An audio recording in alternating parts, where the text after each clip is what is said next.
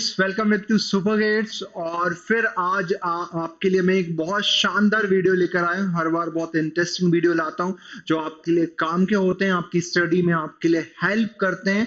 तो आज फिर अगेन मैं एक नया वीडियो लेकर आया हूँ और आज हम इस वीडियो में बात करेंगे कि आईपीएम 2026 स्ट्रेटजी क्या होना चाहिए।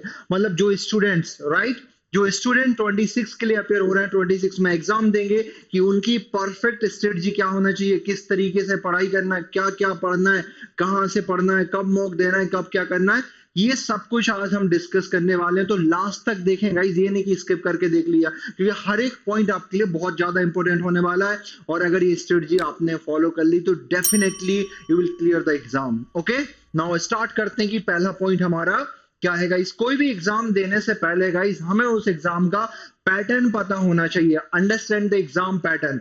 भाई आप किसी भी एग्जाम की तैयारी करते हो तो आपको सबसे पहले उसका पैटर्न पता होना चाहिए कि उसका पैटर्न है क्या। बात समझ में आ रही? जैसे आप आईपी मैथ की प्रिपरेशन कर रहे हैं तो आपको पता होना चाहिए एग्जाम में स्ट्रक्चर कितने सेक्शंस आते हैं, मार्किंग स्कीम क्या है, कि नेगेटिव मार्किंग है, बिल्कुल है भाई। आईपी मैथ के एग्जाम में इंदौर, रोहतक, जिपमेट सभी में नेगेटिव मार्किंग है। कितने की मार्किंग है, कितने कितने क्वेश्चन किस किस सेक्शन से आते हैं, तो आपको सबसे पहले एग्जाम पैटर्न तो पता हो तभी तो आप कुछ कर पाओगे। तो सबसे फर्स्ट थिंग क्या है, आपको एग्जाम पैटर्न को जानना है। जिस भी एग्जाम की आप प्रिपरेशन कर रहे हैं, अगर कॉमनली एग्जाम की प्रिपरेशन कर रहे हैं, तीनों एग्जाम की, और अदर एंट्रेंस एग्जाम की भी कर रहे हैं, तो सभी के पैटर्न को जानो। कॉमन टॉपिक्स क्या है, किस तरीके की स्ट्रेटजी होगी, वो वन बाय वन हम डिस्कस कर रहे हैं। बात समझ में आ रही है? ठीक है सर। तो और भी जो मतलब पर्टिकुलर आप एग्जाम की बात कर रहे हो तो उनके लिए हमने सिलेबस डाल रखा है अपने यूट्यूब पर, वीडियोस ऑलरेडी अपलोडेड हैं। ओके, तो गाइस सबसे पहले आपको पैटर्न समझना पड़ेगा। इंदौर का पैटर्न क्या है, जैसे इंदौर में आपने देखा कि सर सब्जेक्ट वाइज हम बात करते हैं, सॉरी सब्जेक्ट वाइज आता है वहां पर कि 40 मिनट्स होते हैं। बात समझ में आ रही? 40 मिनट वहां पर आपको शॉर्ट आंसर के लिए मिलेंगे, 40 मिनट आपको एमसीक्यूज के लिए मिलेंगे, 40 मिनट आपको वर्बल एबिलिटी के मिलेंगे। राइट, तो 40 मिनट रहते हैं। बट कितने कितने क्वेश्चन होते हैं? शॉर्ट आंसर में 15 होते हैं, और अगर हम बात करें एमसीक्यूज में 30 क्वेश्चन होते हैं। 30 और 15 किसके हैं? आपके मैथमेटिक्स के। एंड वर्बल एबिलिटी में आप देखते हो कि सर 45 क्वेश्चन होते हैं, टोटल 90 क्वेश्चन होता है, हर क्वेश्चन 4 मार्क्स का होता है। तो इस तरीके का आपको पता होना चाहिए। मैंने तो एग्जाम्पल दिया था आपको। बात समझ में आ रही? फिर है कि क्रिएट अ स्टडी प्लान। भाई स्टडी प्लान कैसे क्रिएट करें, क्या होता है study plan, right? What is study plan? तो गाइस स्ट्रक्चर डेवलप करना, plan that all sections of the exam. मतलब ये नहीं करना कि हमने मैथ्स बहुत अच्छे से पढ़ लिया, लॉजिकल रीजनिंग बहुत अच्छे से पढ़ लिया, राइट, इंग्लिश बहुत अच्छे से पढ़ लिया, कुछ में लॉजिकल रीजनिंग आता है, कुछ में नहीं आता है। तो हमें सभी सेक्शंस को बहुत अच्छे से पढ़ना है। ऐसा नहीं है कि हमने क्वांटिटेबिलिटी के कुछ हायर मैथ्स पढ़ लिया या फिर अर्थमेटिक पढ़ लिया, ऐसा नहीं, कुछ पार्ट छोड़ दिया, कुछ पढ़ लिया, नहीं। आपको सब कुछ पढ़ना है, डिटेल में पढ़ना है, कॉन्सेप्ट पढ़ना है, क्योंकि आपके पास इनफ टाइम है। ओके, तो आपके पास इनफ टाइम है, सब कुछ पढ़ना है। हाँ, एक काम कर सकते हो आप, हायर वेटेज टॉपिक को आप मार्क कर सकते हो कि इन पर हमें ज्यादा प्रैक्टिस करनी है, ये आप जरूर कर सकते हो। तो आपको सबसे पहले क्या करना है, स्ट्रक्चर बनाना है कि हमारे सारे सब्जेक्ट कवर हो जाए, quantity ability, verbal ability, logical reasoning. कुछ में लॉजिकल रीजनिंग जैसे इंदौर में नहीं आती, इंदौर में एलआरडीए का एक सेट आता है, यहाँ से। बात समझ रहे हैं? Allocate time based on your strength and weakness in each section. अब भाई क्या हो सकता है यहाँ पर, और क्या बात हो सकती है? किसी बच्चे के लिए मैथमेटिक्स बहुत डिफिकल्ट होता है, तो वो मैथमेटिक्स मतलब क्वांटिटेटिव एबिलिटी, उसके लिए कई बार बहुत डिफिकल्ट हो जाती है। किसी बच्चे के लिए आसान हो जाती है, किसी बच्चे के लिए वर्बल एबिलिटी डिफिकल्ट होती है। तो गाइस आपको देखना है कि आपका मैथमेटिक्स बहुत अच्छा है तो थोड़ा सा कम टाइम दे सकते हो, और वर्बल एबिलिटी खराब है तो वहां पर ज्यादा टाइम दे सकते हो। मोस्टली बच्चों को मैथ्स से डर लगता है तो ऑब्वियसली वो मैथ्स पे ही ज्यादा टाइम देते हैं, बिल्कुल इस तरीके से। और उनमें भी किन टॉपिक में आपको ज्यादा टाइम देना है, कुछ टॉपिक आसान लगते हैं, कुछ डिफिकल्ट लगते हैं। तो गाइस आपको अपनी स्ट्रेंथ और वीकनेस देखना है, किस टॉपिक में आप अच्छे हो उस टॉपिक में कम टाइम, जिसमें कमजोर हो उसमें ज्यादा टाइम देना है। राइट, तो यही बात हुई है, create a study plan. Now third point, gather study material. Gather right study material होना चाहिए गाइस, कि आपको सही मटेरियल मिले। ये नहीं कि कहीं से भी उठा लिया, किसी भी साइट से उठा लिया, किसी के भी वीडियो देख रहे हैं। गाइस आपका टाइम बर्बाद होता है, आप कहीं से भी किसी की वीडियो देखे जा रहे हैं, नहीं, ऐसा नहीं करना है। एक बढ़िया सा जो मतलब जो ऑथेंटिकेट है, राइट, जिस पर हम भरोसा कर सकते हैं, ऐसे सोर्स से हमें क्या करना है, हमें वहां से वीडियोस देखना है और हमें वहां का स्टडी मटेरियल मटेरियल फॉलो करना है, एक स्टैंडर्ड बुक भी आप फॉलो कर सकते हो, लेकिन हर कुछ मटेरियल मत उठाना, और जो एक मटेरियल आप फॉलो कर रहे हैं उसको एंड तक फॉलो करते चलना। 2 से 3 बार उस मटेरियल को प्रैक्टिस करना, डेफिनेटली आपकी स्पीड भी बढ़ जाएगी, अच्छे मार्क्स आने लगेंगे। बात समझ में आ रही? तो 10 जगह नहीं भागना, बात समझ, एक जगह से पढ़ो लेकिन बहुत अच्छे तरीके से आप पढ़ो। तो कल एक relevant study material such as text book, previous year paper question and mock test. भाई आपको क्या पता हो मिलना चाहिए, आपके पास बढ़िया सी टेक्स्ट बुक होना चाहिए, मतलब जो आप आईपीएम की प्रिपरेशन कर रहे हो उससे रिलेटेड ही मटेरियल होना चाहिए, नहीं कि कहीं का भी मटेरियल वहां पर पड़ा हुआ है, ये नहीं होना चाहिए। उसके बाद प्रीवियस ईयर पेपर्स होना चाहिए। प्रीवियस ईयर क्वेश्चन पेपर से आपको क्या फायदा मिलता है गाइस? इससे आपकी हेल्प हो जाती है कि किस टाइप के क्वेश्चंस बार बार पूछे जा रहे हैं और किन किन टॉपिक से क्वेश्चंस पूछे जा रहे हैं, तो उन टॉपिक को हमें करना ही करना है। कुछ एग्जाम बार बार उन्हीं के टॉपिक से पूछते हैं, कुछ एग्जाम क्या करता है हर बार क्वेश्चन के टॉपिक चेंज करते रहते हैं, बट 2-3 टॉपिक मिला के वो क्वेश्चन वहां पर मिक्स करके दे देते हैं, राइट? तो इस बात का ध्यान रखना है, राइट मटेरियल हमें अप्रोच करना है, right mock test, right test series हमारे पास होना चाहिए। ये नहीं कि बहुत इजी लेवल की टेस्ट सीरीज है, आपके मार्क्स बहुत अच्छे आ रहे हैं, आप खुश हो गए, वाह अब तो निकल जाएंगे, नहीं, आपकी एक स्टैंडर्ड लेवल की टेस्ट सीरीज होना चाहिए, जैसे इंदौर की होती है, रोहतक की होती है, जिपमेट की, राइट? तो वो ये राइट स्टडी मटेरियल होना चाहिए। नाउ फोर्थ पॉइंट, ये सबसे इंपॉर्टेंट पॉइंट बोलूंगा यहाँ का, क्योंकि बच्चे क्या करते हैं, पढ़ते तो जाते हैं, पढ़ते तो जाते हैं, यार कितना पढ़ रहे हो ना, पढ़ तो आपने सब कुछ लिया है लेकिन उसका रिवीजन ही नहीं हो रहा, तो पढ़ने का मतलब क्या है? तो गाइस वही बात कर रहा हूं कि प्रैक्टिस रेगुलरली, राइट? एक रिवीजन का पॉइंट भी आएगा। रेगुलर प्रैक्टिस से क्या होगा, बच्चा बोलता है सर आज हमने परसेंटेज टॉपिक पढ़ लिया, कोई बोलता है सर आज हम लॉगरिथम पढ़ लिया, लेकिन उसकी प्रैक्टिस ही नहीं कर रहा। भाई प्रैक्टिस नहीं करोगे तो आपके कॉन्सेप्ट आपके दिमाग में कैसे आएंगे, आप में थॉट्स कैसे आएंगे, इन क्वेश्चन को किस तरीके से सॉल्व करना है, शॉर्टकट से कैसे सॉल्व करना है, कहाँ के क्वेश्चन में क्या अप्रोच लगाना है, जब तक आप प्रैक्टिस नहीं करोगे आपको, मतलब जब आप मॉक लगाओगे ना, आपकी अंडरस्टैंडिंग अच्छी नहीं होगी, आपसे क्वेश्चन सॉल्व नहीं होंगे, भले ही आपसे वो क्वेश्चन बन रहा है, बाद में बन जाए मॉक टेस्ट के बाद या फिर फाइनल एग्जाम में भी, लेकिन उस समय नहीं बनेगा जब तक आप प्रैक्टिस नहीं करोगे। प्रैक्टिस से होता क्या है, हम सारे टाइप की, कोई भी पर्टिकुलर टॉपिक है उससे हम सारे टाइप के क्वेश्चन कवर कर लेते हैं, तो उसके बाहर कोई स्कोप ही नहीं बचता क्वेश्चन आने का। तो गाइस दैट्स व्हाई मैं कह रहा हूं कि प्रैक्टिस रेगुलरली, ओके?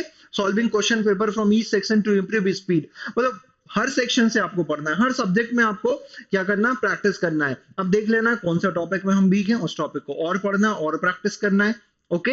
तो take topic test, mock test regularly to assess your progress and identify areas of improvement. अब भाई टॉपिक टेस्ट क्यों देना है, मॉक टेस्ट क्यों देना है? जैसे आपको कोई टॉपिक खत्म हो गया, अब वो टॉपिक खत्म हो गया, उस टॉपिक में आपसे कितना बन रहा है कितना नहीं बन रहा, आप कैसे जज करोगे? आपको टॉपिक टेस्ट देना पड़ेगा, और टॉपिक टेस्ट जैसे आपने दिया, आपको देखना कितने मार्क्स आए, फिर सेकंड टॉपिक टेस्ट दे दिया, कुछ दिन बाद थर्ड दे दिया, फिर आप देखते जाओ इंप्रूवमेंट हो रहा है कि नहीं। जो हमने फर्स्ट टॉपिक टेस्ट में जो गलतियां की थी, सेकंड में हमने उसे एनालिसिस का, मतलब फर्स्ट के करने के बाद उसका एनालिसिस किया, फिर उस पर हमने वर्क किया, तो सेकंड टेस्ट में वैसी गलतियां तो नहीं हुई। क्या उस टॉपिक में उस पर्टिकुलर टाइप का क्वेश्चन हमसे नहीं बन रहा सेकंड बार भी, तो मतलब हमने अच्छे से वर्क नहीं किया। तो आप रेगुलर टॉपिक टेस्ट और टॉपिक टेस्ट के बाद सेक्शनल टेस्ट के बाद फुल लेंथ मॉक टेस्ट दोगे तो आपको हैबिट हो जाएगी, राइट? आपका प्रेशर कम हो जाएगा, एग्जाम प्रेशर कम होगा वहां पर, कि भाई कैसे हैंडल करते हैं, किन क्वेश्चन को पहले पिक करते हैं, किन क्वेश्चन को बाद में पिक करते हैं। बात समझ में आ रही? तो ये एक आइडिया लग जाता है आपको, और आपके जो भी कमजोर एरिया है वो आपको पता चल जाते हैं, और उन पर फिर वर्क करते रहो तो इंप्रूव हो जाएगा। आई होप कि ये बात भी समझ में आ रही होगी। फोकस ऑन वीक एरियाज, वही पॉइंट मैंने फिर से लिख दिया कि भाई identify your weak areas through practice test and give extra attention to improving them. ये करना है। सी अब ये बन रहा है, कई बार क्या होता है बच्चे प्रैक्टिस भी करते रहते हैं लेकिन उन्हें राइट अप्रोच नहीं पता होता। यार वो तो पहली बार एग्जाम दे रहा है, पहली बार टेस्ट दे रहा है ना, उसे कैसे पता होगा? तो भाई इसके लिए आपको कोई टीचर्स या कोई मेंटर्स जो भी आपके हो उनसे कनेक्ट कर सकते हो आप, हम लोग से भी डायरेक्टली कनेक्ट कर सकते हो। सुपर गेट्स को आप सब्सक्राइब कर सकते हो गाइस, लाइक कर दो, इतना इंफॉर्मेटिव वीडियो है आपके लिए, तो आप लाइक कर दो, सब्सक्राइब करो, अपने दोस्तों को शेयर करो, राइट? और जिस टाइप का वीडियो भी आप चाहते हो वो एक कमेंट में लिख दो, तो मैं उस टाइप का वीडियो भी लाऊंगा, शायद आपकी थोड़ी बहुत हेल्प मैं कर सकूं, राइट? तो आपकी स्टडी अच्छी हो जाए। तो समझ रहे आपको उन वीक एरियाज पर वर्क करना पड़ेगा। नेक्स्ट पॉइंट है कि सर टाइम मैनेजमेंट। सर हो तो सब जाता है सर, चलो हमने प्रैक्टिस भी कर ली बट टाइम मैनेजमेंट नहीं होता है। सबसे डिफिकल्ट थिंग यहाँ पर आ जाती है कि सर टाइम मैनेजमेंट कैसे करें। गाइस एक बात तो मैं बोल दे रहा हूँ श्योरली कि शॉर्टी से बोलता हूं इस बात को कि अगर आपने प्रैक्टिस की हुई है, ज्यादा क्वेश्चंस प्रैक्टिस किए हुए हैं, तो डेफिनेटली टाइम मैनेजमेंट आप आसानी से कर पाओगे। जिसने नहीं की उसके लिए परेशानी है।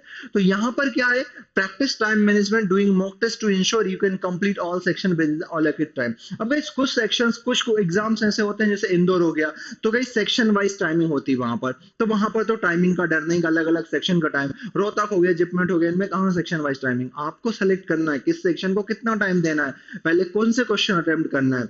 बात समझ में आ रही है? प्रैक्टिस से ही हमें समझ में आता है कि हम ज्यादा प्रैक्टिस करेंगे, हमने जिस टाइप के क्वेश्चन की प्रैक्टिस की है पहले उन टाइप के क्वेश्चन को लगाएंगे, या जो सब्जेक्ट हमारे लिए आसान है पहले हम उस सब्जेक्ट के क्वेश्चन सॉल्व करेंगे, देन दूसरे सब्जेक्ट पे मूव करेंगे। वहां पर आपके पास ऑप्शन होता है जहां सेक्शनल टाइमिंग नहीं होती, बट जहां पर सेक्शनल टाइमिंग होती है जैसे कि इंदौर, वहां पर आप रुक जाते हो, आपको उसी सेक्शन के अंदर करना, बट वहां भी टाइम मैनेजमेंट बहुत ज्यादा जरूरी है। जैसे आप मैथमेटिक्स सेक्शन लगा रहे हैं, अब मैथमेटिक्स सेक्शन में किसी का अर्थमेटिक बहुत अच्छा, तो भाई पहले अर्थमेटिक के क्वेश्चन सेलेक्ट कर ले, उनको लगा ले, फिर अर्थमेटिक के लगा ले। मान लो उसका फंक्शन चैप्टर गड़बड़ है, तो फंक्शन चैप्टर के छोड़ दे, बाकी दूसरे चैप्टर के लगा ले। तो जो आपकी अच्छी कमांड एग्जाम में, उन टॉपिक पर पहले ज्यादा हमें फोकस करना रहता है। वहां पर एग्जाम की बात नहीं कर रहा, मॉक टेस्ट में भी कभी भी आप मॉक टेस्ट दो, तो एक मेरा सजेशन मेरी तरफ से रहेगा, सबसे पहले उन्हीं क्वेश्चन को सॉल्व करो जो आपने प्रैक्टिस किए हुए हैं, जिन टॉपिक पे आपकी अच्छी कमांड है, राइट। तो ये हैबिट धीरे धीरे डेवलप हो जाएगी मॉक टेस्ट के साथ, और फाइनल एग्जाम में भी वही होगा।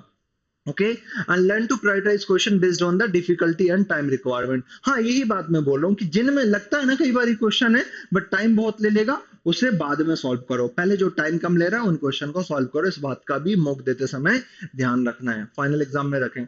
रिवीजन एंड स्ट्रेटजी रिफाइनमेंट, ये क्या होता है भाई? ये थोड़ा सा रिफाइनमेंट, ये कौन सा वर्ड है?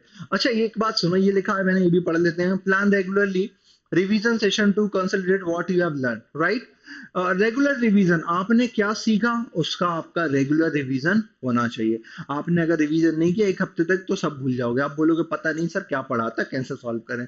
तो उसे रिवाइज करने के लिए या तो आप टॉपिक टेस्ट देते रहो, या फिर कुछ क्वेश्चंस जब आप सॉल्व करते हो ना, जब आप उसे सॉल्व कर रहे हो, उस मटेरियल को प्रैक्टिस कर रहे हो, तब आप वहां पर स्टार मार्क करके रखो कि सर जब हमें रिवीजन करना, तो इन कॉन्सेप्ट में हम फंस रहे थे, ये कॉन्सेप्ट हमारे लिए डिफिकल्ट लग रहे थे, तो इन्हें हम फिर से रिवीजन करेंगे, तो जल्दी से रिवीजन हो जाता है। और हफ्ते में, 15 दिन में, महीने में ऐसे रिवीजन साइकिल बना लो, यूनिट वाइज रिवीजन साइकिल बना लो, तो थोड़ी और आसान हो जाएगी। समझ पा रहे हैं? Refine your strategies based on मॉक्स performance and adjust your study plan accordingly. Refinement का मतलब ये है गाइस, आपकी आज कुछ स्ट्रेटजी थी, मान लो आप सबसे पहले रोहतक का मॉक दे रहे थे, उसमें आपने मैथ सेक्शन को पहले उठाया, आपको 2-3 बार 2-3 टेस्ट में उठाया, आपके मार्क्स नहीं बढ़ रहे, गड़बड़ हो रहा है, तो आप एक बार इंग्लिश को उठा लो, पहले रीजनिंग को उठा लो, या फिर आप पहले क्या कर रहे हैं, आप पूरे मैथ्स पे बहुत टाइम दे रहे थे, तो आप फिक्स कर लो कि मैं मैथमेटिक्स के लिए 55-60 मिनट्स देना है मुझे, फिर मुझे लॉजिकल रीजनिंग के लिए कुछ टाइम देना है, फिर इंग्लिश के लिए टाइम देना है। इस तरीके से सेलेक्ट कर लो, मतलब स्ट्रेटजी को 2-3 बार चेंज करके देखो कि पहले ये सेक्शन लगाऊं या इस टाइप के क्वेश्चन लगाऊं, फिर ये करूं, फिर ये करूं। बात समझ में आ रही? तो रिफाइनमेंट जरूरी, मतलब इस स्ट्रेटजी से अगर आपके मार्क्स नहीं बढ़ रहे, काम नहीं बन रहा, तो आपको चेंज करना पड़ेगा, रिफाइन करना पड़ेगा। क्या इंप्रूव हम उसमें कर सकते हैं, अपने टीचर मेंटर से आप कनेक्ट करके बात कर सकते हो।